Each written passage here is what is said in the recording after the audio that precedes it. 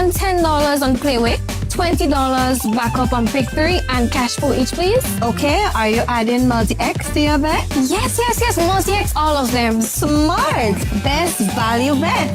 Backup and multi-X, you cannot go wrong. Don't matter the bet, multi-X all of the daily games.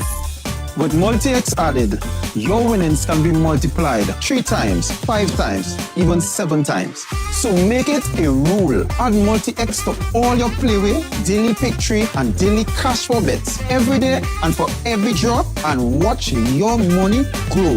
Available at stores and online. You heard it here. Multiply your winnings daily. Must be 18 or older to play. NLA, making your dreams come true.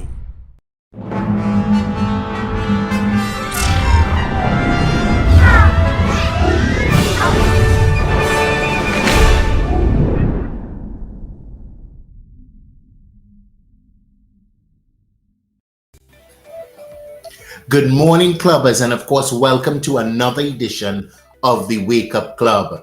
Listen, I trust you guys had a fantastic weekend. Listen, I'm always happy when we have a holiday that extends the weekend.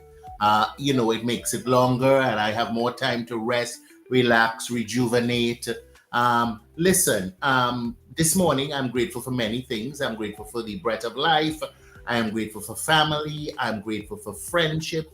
I'm grateful for opportunity, and I'm also grateful for personal growth.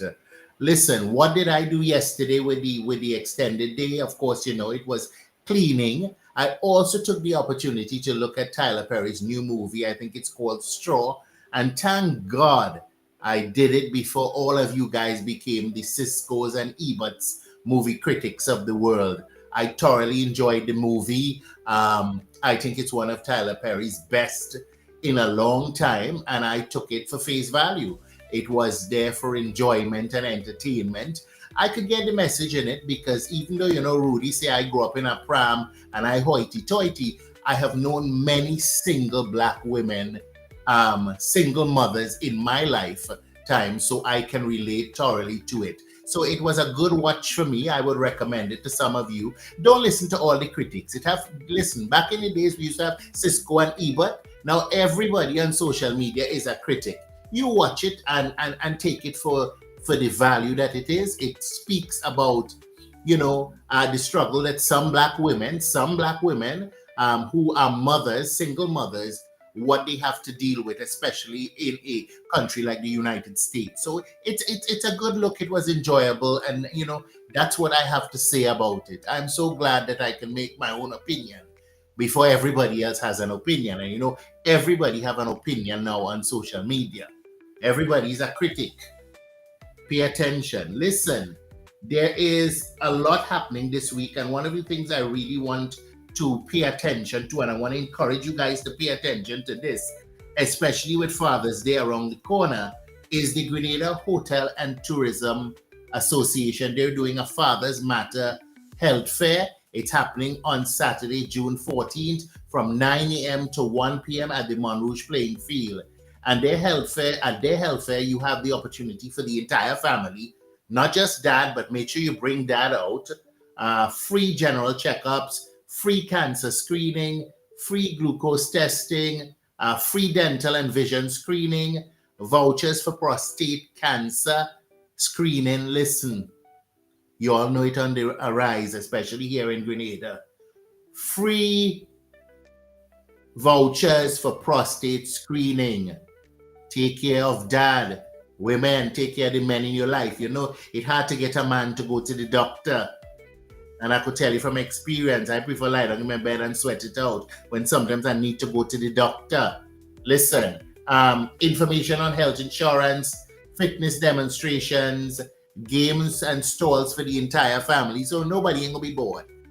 Take the family out, get checked up, have fun, eat some food, play some games, bond with other families. Listen, there's so much more. If you want to reach out and you want more information, you could reach out to the Grenada Hotel and Tourism Association. You could call them on 444-1353. Okay, so that's happening on Saturday. Make sure you go there and support. And listen, another thing I want to remind you all of, because it has to do with the guest that I'm chatting with this morning, and I'll tell you all about him shortly. But listen, the Grenada Food and Nutrition Council, we're in the hurricane season, okay? We even get out of it because we still fighting to repair Carriacou and Petit Martinique.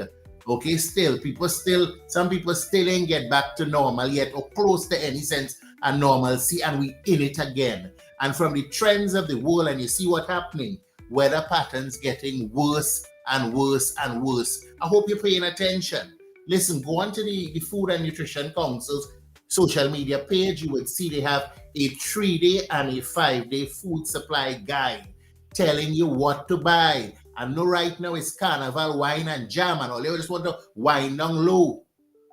But make sure all you ain't letting the food supply in the cupboard run low, because if a hurricane hit, we in the belt. We get hit last year. Listen, so they have a 3-day supply, and they have a 5-day a 3-day supply, and they have a 5-day supply, depending on the size of your family. And they give you a really good guide on what you should have in your pantry. Don't say I ain't tell all you know. I know all you only want me to come here and talk about wine and jam and spice mash and who sing what and who ain't sing what, and all you're not paying attention. All you're not paying attention at all. It's time to pay attention. It's time to like yourself. You all must like yourselves, and liking yourself is being prepared and being proactive. That's all I had to say. Let me tell you about our guest this morning. This morning, we'll be chatting with Mr. Colin Moses of Windward Aid. And as we enter the new hurricane season, as I said, rehabilitation work and projects still going on in the Sister Isles. We're going to chat about the water access program being spearheaded by Windward Aid and other initiatives spearheaded by the organization. So we're going to take a quick break, and when we come back, we're going to dive straight in that conversation. We'll be right back. Looking for the ultimate island experience? Hop on the Ride Tuk Tuk Rum Punch Tour and explore Grenada like never before. Feel the tropical breeze, sip on authentic Caribbean rum punch, and cruise through Grenada's stunning scenery in our unique and fun tuk-tuks. It's the perfect blend of adventure and island flavor. Book your unforgettable tour now at ride.gd or call 473-422-1011. Don't just see Grenada, experience it with Ride Tuk Tuk Rum Punch Tours today.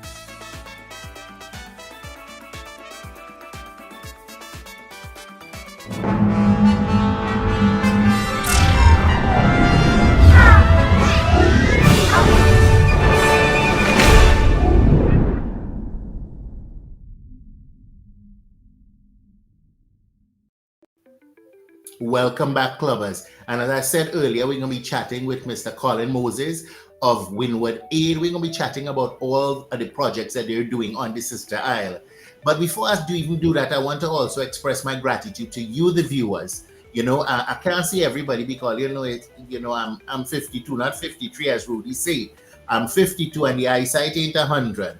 So I can't see everybody on the screen, but I want to say a special morning to Maria Stephen, my good girl Shauna Coffey, Sweetie Williams, Maria Williams, Anne Marie, Lydia Cameron, Laura Cador, and Tell Joe. Good morning, folks. Listen, share the live.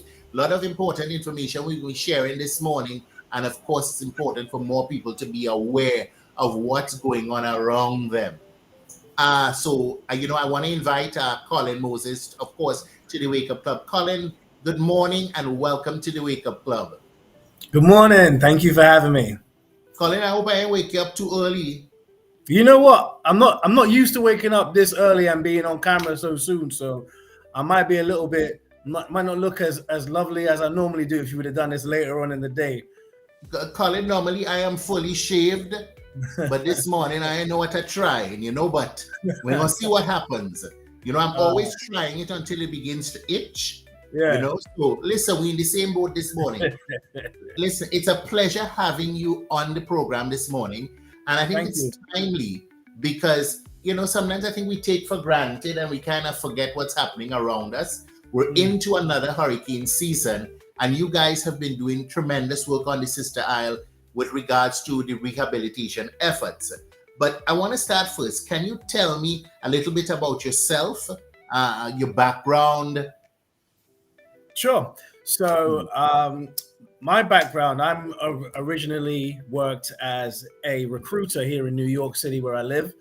Once Hurricane Beryl happened, my family on both sides are from Carriacou, so my family is kayaks. So once it happened, and seeing the devastation that was caused, I got in touch with a few friends over here that really wanted to help out, and got in touch with one of my high school best friends and my CEO now, COO now, sorry, Marvin Fraser. And we got together to see, what we could do, where we could help. And, originally it was just supposed to be, a short-term thing, but, sometimes these things progress and they grow bigger. And, the more we were able to help is the more we want to help. So, while I'm still based in New York, mostly my CEO, Marvin Fraser, he's there in Grenada more times than he is in London right now, which is where he's from. So yeah, we're doing as much as we can for as long as we can. So long may it continue. Okay, so tell me about Windward Aid and its mission, because So I know it started with a passion and a need to help, Right. but you formed a company, a foundation, more to speak. Tell us Right. about Windward Aid and its mission. Right. So, like you said, Windward Aid was stemmed from the hurricane. So our initial mission was to, provide immediate aid, provide disaster relief, and it evolved from there into providing charitable giving and to just providing whatever we could to help Grenada, to help the health of Grenada, to help the local economy of Grenada and Carriacou and Petit Martinique, and just evolved into making sure we can help the citizens in any way possible. And it's evolved in so many ways, in so many of the projects that we were doing. So I'll give you an example. Initially, what we were doing was, first thing, a disaster happens, we're going to make sure people have food and water. And then we provided the food and water. And then we shipped over 200,000 bottles of water in the immediate aftermath from the Dominican Republic, because they had the infrastructure to support at that time. And then as that went on, we realized, well, you know what, Carriacou has always had an issue with the dry season and the water security, and there's a lot of vulnerable families that are still struggling. So we decided to see what we could do. But as I mentioned to you just now, like, we want to help the economy of Grenada. So while we were able to do it, we had a great project with the Dominican Republic, and they were wanting to help, and that worked out really well. We wanted to see if we could do something with the local companies in Grenada. So we partnered up with Mount Pure and Bowley Springs to provide access to drinking water to, first off, it was the 100 most vulnerable families, and then it extended from that, so providing 5 gallons to them every 2 weeks. And then once we started with that, we found out that, well, just because we're providing for the families, the 100 most vulnerable families, there's also water insecurity for the kids. So then we started doing the kids at certain schools, and that expanded to the kids at every school. So we're providing 2 bottles of water a day for every child in every school in Carriacou. And then it went on to the support, the teachers and the auxiliary staff as well. And obviously we know that there's a lot of plastic that comes with that, so we're making sure that we've got the recycling bins in all the locations so that people can recycle their water bottles, because we started this as a response to climate change, so we don't want to be contributing to it with the plastic. Okay, so now this initiative continues, and when you say water access, it is providing water from partners, right? So to speak. Right. So who are some of those partners? Because I know you mentioned the Dominican Republic. I know you mentioned Mount Pure. Who are some of the partners that are supporting this initiative, and how long do we expect this initiative to continue? The partners were Mount Pure and Bowley Springs. Those are the two water companies that we've teamed up with.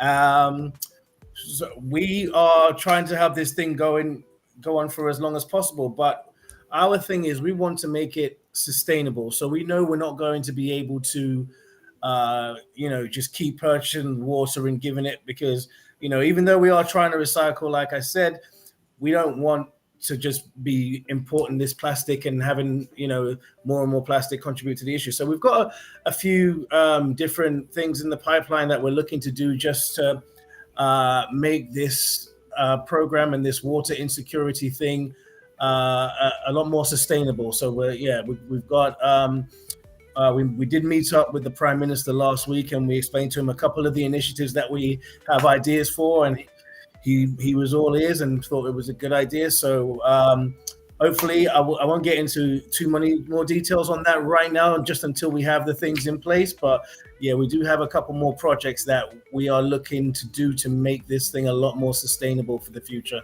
Yeah, because I was worried about the sustainability of it because, putting aside the hurricane and what has happened, during the dry season, Carriacou tends to struggle with water supply. Right. So I am hoping that there is some sort of plans that you might be able to share in terms of making this thing more sustainable. Yeah, so like I said, we have plans in progress to make them sustainable. The only thing then in the early stages right now, so I don't want to talk too much about them just in case things don't go according to plan, and then people will say, "Well, I thought you said you were doing this and getting this done." But as far as the water program goes, that is going to continue for throughout the rest of this dry season, and then once that ends, we're looking to definitely have a more sustainable method of making sure that water is accessible to all those in Carriacou and Petit Martinique. Now, you guys are doing a fantastic job. Thank you. Timely, appreciated, needed. But I've got to ask about the challenges. What sort of challenges have you guys faced in delivering water access to these communities post-hurricane? Well, you know what? The main challenge... We've got to be honest. Because when we speak of the challenges, we're hoping that in speaking about it, we can get them remedied and we can move forward. Absolutely. The main challenge has been really just the logistics. Like when we decided to do things, it was very much like, okay, well, we're just going to buy this water and we're going to send it to Carriacou. We're going to send it to Petit Martinique. But it's the logistics of getting all that done. It is the organizing of getting it from this boat to that boat, having people at the port ready to pick it up off this boat, bring it to this vehicle, and then getting the list of all the people that, have insecurity, because we're working with people on the ground, right? So we've got people that are going around and asking people, finding people that, are struggling and getting them onto our list of recipients.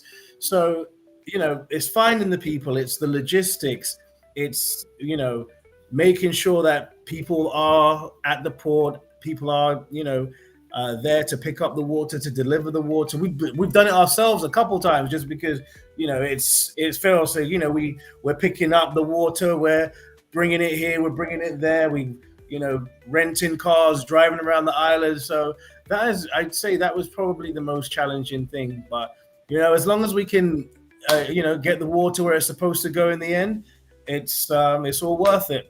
But we wouldn't if the geography was a little different. Like say it was just Grenada, right, and there was no shipping water from island to island to island, it would have been a lot easier. But yeah, I'd say that's definitely been the biggest challenge for us.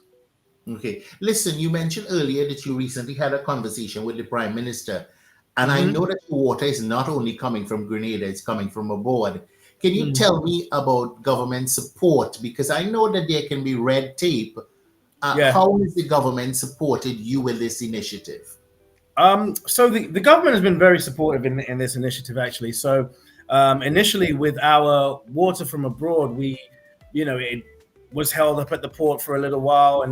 But once they found out what we were doing and why we were doing it, we were able to get it out of the port without having to pay, I believe it was environmental levies for the plastic we're importing, because, these things, people have to pay a fine because they're importing, plastic into the country, but because we were doing it for a good cause, we're not making any money off this. We're spending our money on this, so we were able to get that taken care of. And also, like, the permanent minister in Carriacou has been very helpful, and a lot of the people on the ground have been very helpful. So far, everybody in the government has been there when we've needed them. So we're grateful for that so far, because it's made the job that much easier.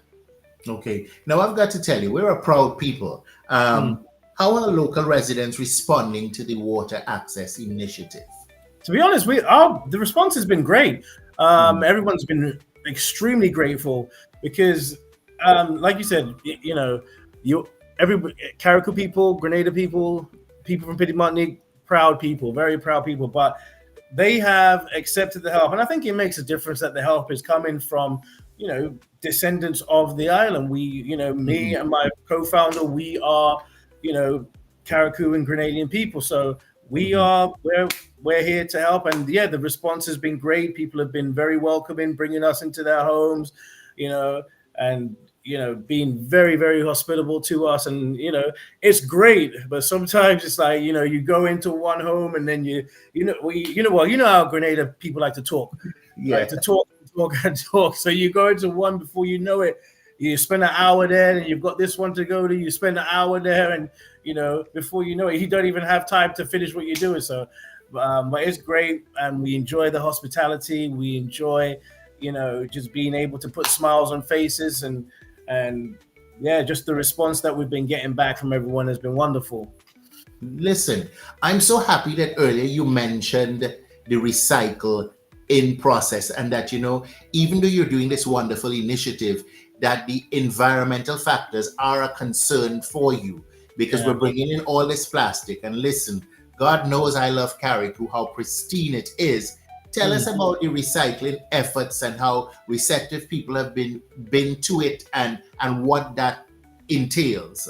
So the recycling effort essentially just entails that we have recycling bins, particularly in all the schools, so that all the kids, allows the kids to learn about recycling and why they're recycling and all that, and to participate in recycling themselves. So it's no longer just a thing that you talk about in the classroom, a thing that you learn about in school. They're actively participating in, they're getting their water bottles, they're getting the plastic, they're putting it in the plastic bins, and then those bins are being taken off and recycled. So that is the main thing. We are also making sure that the Aqua Aid recipients, are able. They keep their water bottles, so their water bottles are reusable. So we make sure. But if they break, we take those back and we recycle them as well. So that is our recycling effort at the moment. But like I mentioned before, we're hoping that in the not too distant future, we'll be able to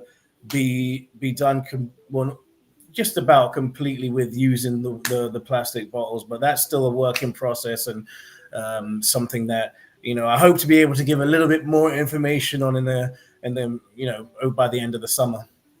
Yeah, Colin, listen, I've got to ask this question. You guys are doing a phenomenal job, but sometimes you hear people saying that the real people that need the aid are not getting the aid.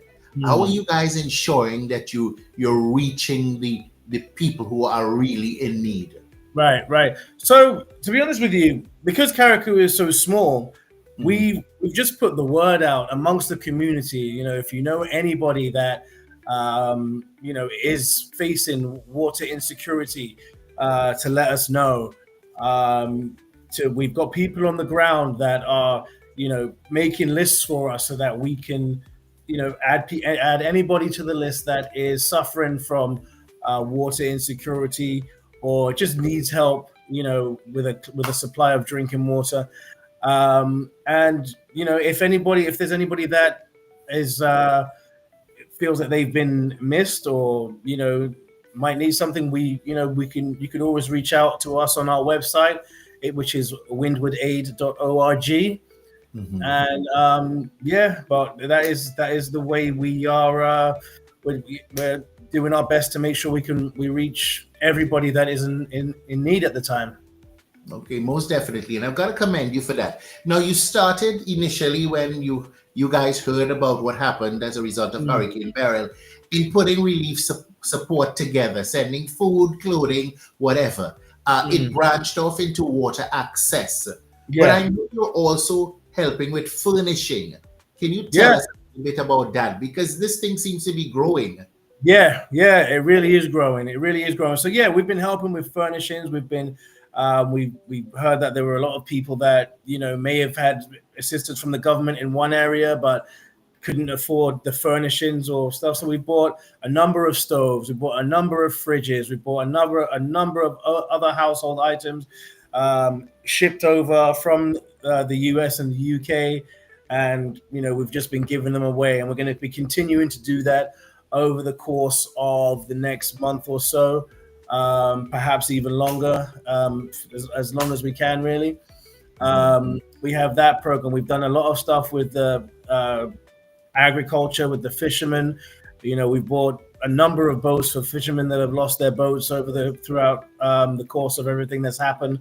We have helped a lot of the sea moss farmers with a lot of their needs after everything happened, because people believe that hurricanes, it hits land, it's devastating to land, but if people are making their living out on the sea, they're absolutely devastated as well. And it's about just trying to help people get a leg up in their a leg up and get back on their feet financially, because just it's very easy to just say, okay, well, nobody dead, so we're good. No, it's about making sure that people can provide for themselves, can provide for their families, because just because the hurricane's gone and it happened a year ago, there's still people struggling immensely with just getting back on their feet. If you're a sea moss farmer, if you're a fisherman, and you can't provide, you don't have a boat, you can't provide for your family anymore, that's a whole income stream that's going to be affecting you, your family, up until this day. So we've been working on that. We've been working on the education initiatives to make sure that kids that were affected by the hurricane don't need to stop school for any financial issues. So we've been giving scholarships. We've been working with NULO to make sure that and sponsoring a number of their students, I believe over 30 students, for their vocational programs, so that the younger adults can get to take a course in whatever the direction they feel they want to go with their career. So we've been sponsoring that. We've got a laptop program that we're going to be giving out laptops to people that are in the education field as well. So yeah, there's a lot of things going on. Sometimes I can't even keep up with all the things that we've got going on, but we've got a lot of things going on. We've got another concrete lumber program that we're going to be rolling out with, hopefully by the end of the summer as well, which is for people that haven't had the assistance yet and haven't been able to get their houses fixed or their roofs fixed at least. We're going to be bringing in lumber and concrete to help with that as well. So yeah, there's quite a few initiatives that we've got going on that we're looking forward to rolling out soon. Listen, you guys have started through an act of love, taking care of your fellow man. And Windward Aid has blown up into this incredible organization. Now, before I ask you about the future of Windward Aid, you did mention education. And what I find here, even on mainland Grenada, is that we have a tendency to only focus on being prepared when we hear NADMA say a hurricane is coming, even though we know that we're in the hurricane belt. We know that it happens every year. I see even, the Grenada Food and Nutrition Council, they're encouraging people to stock up and to put the vital supplies. But it's something we seem to, as a people, take for granted, and we don't make it part of our routine, knowing that we're living in the hurricane belt. Tell me about the educational aspect of what you're doing, because there has to be part of that. Yeah. So it's funny you should mention that, because right now what we are working on is so to back up a little bit, one of the things that we were hearing a lot from the kayaks when we were on the island is, well, we didn't have the notice. We didn't know it was coming. No, we had a few hours notice. We had a day's notice. Nobody took it seriously. So one of the things we're working on now is an early detection warning system, which will allow us to predict these hurricanes earlier and have a warning system to get the message out to everybody on the islands in a timely manner as early as possible. So that's one of the things that is in the pipeline. It's not ready yet, but we're hoping that soon we'll be able to have that rolling out, because the preparedness, like you say, is one of the most important things. And because of the, I don't want to say lack of preparedness when Beryl happened, but because of the short notice that people had, it's a minor miracle that there wasn't more death and injury and loss. So even though there was quite a lot, we want to make sure that going forward, whatever we can do to help people be more prepared is going to be there. And there's hurricane preparedness kits as well is something that we are emphasizing as well. So everybody has to make sure that you have the essentials. Like you mentioned earlier on before we started, you have your a few days supply of water, a few days supply of food, and just the essentials that you would need to a flashlight, anything that you would need to survive in the event of anything catastrophic like this happening. Okay, listen, I'm looking at the comments and people are applauding the efforts of Windward Aid. They're very appreciative of all you guys are doing. And we started talking about water access, and I have realized that Windward Aid is doing so much more, looking to help in every different aspect. And I've got to ask you, this started as an act of love. What are the long-term goals for Windward Aid? I mean, listen, long-term, we're just trying to keep this going as long as we can.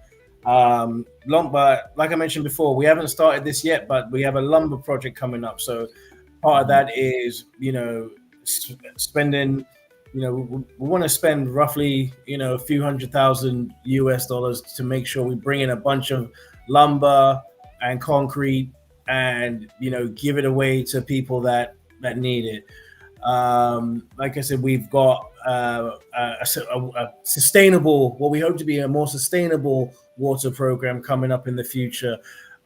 We are looking at helping out with the redevelopment of one of the stadiums in St. David. We have there's quite a few projects that we're working on at the moment. We're going to continue with the agriculture stuff, with the agriculture support, particularly in Carriacou, just because Carriacou has traditionally been an agricultural hub, and that has taken a huge nosedive since Beryl happened. So we're looking to replenish the supplies there and bring Carriacou back to where it was agriculturally, and with the farming and there's quite a few things in the pipeline right now. Listen, I've got to ask you this question because we talked about all the initiatives that you guys are doing and have done already and the future plans. I know that you get support from in terms of from people like Poli and people from Mount Pure in terms of the water access. But how is Windward Aid funding these initiatives? Is it purely diaspora support? How does Windward Aid fund itself to be able to do all the good that it is doing? It's mainly just donors. Besides just coming out of your pocket. It's mainly just donors. It's mainly donors. Myself and my co-founder, we reached out to a few of our friends that have deeper pockets, and then they reached out to some of their friends that have deep pockets as well. And everything is just donors right now. And as long as people will donate, we'll be able to keep going. Okay, so a donor looking at this right now, or somebody wanting to help, how can they reach out and contact you guys? On the website, windwardaid.org there's a link there to contact us, and yeah, just like that. Listen, Colin, a phenomenal job. I can't begin and end to tell you how truly appreciative we are of all the efforts that you guys are doing on the Sister Isle. I keep hearing about it all the time. I'm always alerted when the boats are going up to deliver water. My good girlfriend, Callistra Faria, always keeps me in the know. She's been a great help too for us. She's been wonderful. You know, she's always like, Kirk, you need to jump on the next boat. But often there's something that I'm doing that I can't jump. In fact, there's something coming up. She invited me as well too soon, but I'm going to be traveling. But Colin, I've got to ask. 1 year anniversary, Yeah, I think that's what it is. And she's like, are you going to come? And I'm like, no, I'm traveling on those dates. What message would you like to share with those who are following the Windward Aid work? I would just like to thank everybody for their support and their encouragement. And if you would like to be a part of Windward Aid or help us in any way, feel free to reach out. We're always looking for volunteers. We're always looking for people that that can help in any way, shape, or form of any of our initiatives.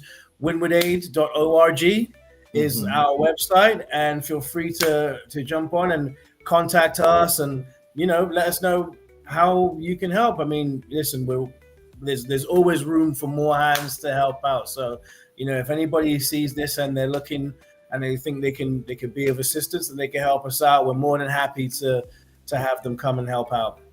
Listen, Colin, I've thanked you 100 times, and I'm going to continue to be appreciative of your efforts. On behalf of all of us at the Wake Up Club, we want to thank you for spearheading this initiative. Right. We want to thank you that it wasn't a one-off, that it has grown into something so incredible and moved from providing food to water to educational supplies. Now it's gone into furnishings for homes. Now it's moving into lumber and building supplies, and it goes on and on, because I know you say there are projects coming on that you won't mention until they become a reality. Until we're a bit further along. Absolutely. From the bottom of my heart, express my appreciation to you for coming on this morning. Absolutely. For sharing all the good work. Please don't be a stranger, even if it's not to come on, but even if it's to shout us and let us know about an initiative so we can share information on it. We'd be happy to help you. So that means so much. Thank you so much. That's amazing. And I'm grateful to be here this morning. Thank you for having me. And we're just looking to continue doing the work for as long as we can. Colin, I'm appreciative of you coming on. Thank you for joining us this morning. Folks, we take a quick break and we'll be right back. Looking for the ultimate island experience? Hop on the Ride Tuk Tuk Rum Punch Tour and explore Grenada like never before. Feel the tropical breeze, sip on authentic Caribbean rum punch, and cruise through Grenada's stunning scenery in our unique and fun tuk-tuks. It's the perfect blend of adventure and island flavor. Book your unforgettable tour now at ride.gd or call 473-422-1011. Don't just see Grenada, experience it with Ride Tuk Tuk Rum Punch Tours today.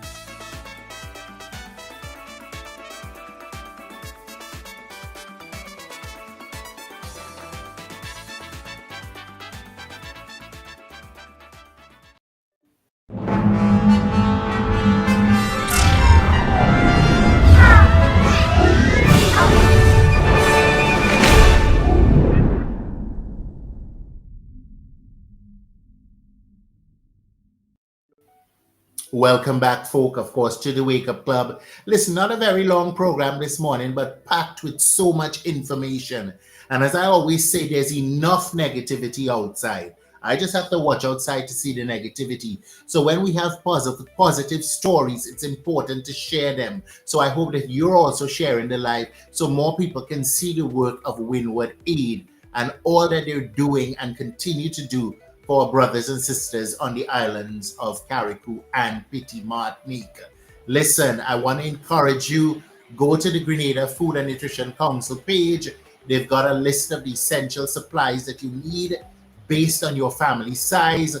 Please pay attention. I know it's wine and jam, I know we in the Spice Mass season, but we've got to pay attention. Right now, this is supposed to become common, okay? The same way that you go and pick up groceries once a month or however it is you buy your groceries, the same way you pay your water bill and your electricity bill, there's a certain month in the year that you prepare yourself knowing that the hurricane season is here. I also want to remind you, Father's Day is coming up, and I want to encourage you to make sure you're taking care of Dad, making sure Dad getting his little checkup and all of that. And I want to remind you about the Grenada Hotel and Tourism Authority. They've got a health fair. It's happening on June 14th, Saturday, June 14th from 9 a.m. to 1 p.m. at Montrouge Playing Field. Their health fair is for the entire family. So take everybody out, okay? Maybe that might be the guys to get the men out of your house there. It's a family affair. Games for the children, food, eats, drinks. But you're also getting free general checkups, free cancer screening, free glucose testing, a free dental and vision screening, vouchers for prostate screening. All you hear me? Ladies are talking to the men, but sometimes you have to push the men to take care of themselves, and you all know what I'm talking about, okay? And prostate cancer is on the rise. Pay attention, okay? Information on health insurance, okay? Fitness demonstrations, game stalls for the entire family, and so much more. And if you want more information, you could contact the Grenada Hotel and Tourism Association, or you could call them on 444-1353. Make sure you're paying attention, folk. We can't take this thing lightly. As I tell you, if you want to wine and jam, wine down in the food fair aisle or the Foodland aisle or the Real Value or the Ram aisle while you're picking up your vital supplies. We could do both, okay? And we could do both of them well. I want to encourage you to have a fantastic day. It's a short week, but you've got to be as productive as if it was a full week. Go out there, give it your best shot, and remember, every day is a day for you to become a better version of the person you were yesterday. It's something I strive to do. And yes, I falter, I'm human, I make mistakes, but I'm always picking myself up and trying to be a better version of the person I was yesterday. I want to wish you a fantastic week. Thank you for tuning in to the Wake Up Club. We appreciate you on the Ride Along Network. Listen, if there's a topic you'd like us to discuss, talk about, please let us know.